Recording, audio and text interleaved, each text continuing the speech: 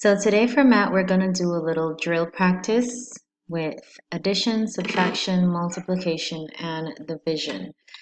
Now I want you to use a timetable sheet to help you with your division today.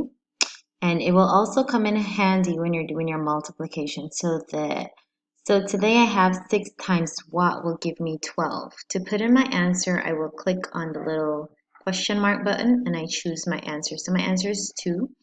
And then when I'm finished, I click on am I right? If I'm correct, it will highlight green and then a word over here will become visible, a letter, okay? Because this will form a word.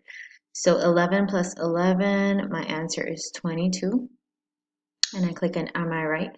And I will be able to see the word. Now, if I don't enter an answer or I press skip this one of my words will be missing. Okay, so that shows me that I didn't get all of it correct.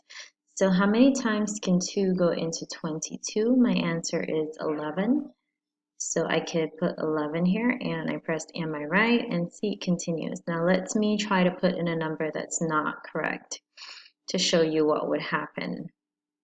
Right, so it's asking me how many times can 3 go into 39? I know it's not 2, so I'm going to click on am I right and it shows red and I did not get a number here. So I could try it again until I get the right answer. In this case it is 13. Okay, so let me see if I could. If you want to erase, you press the C key here.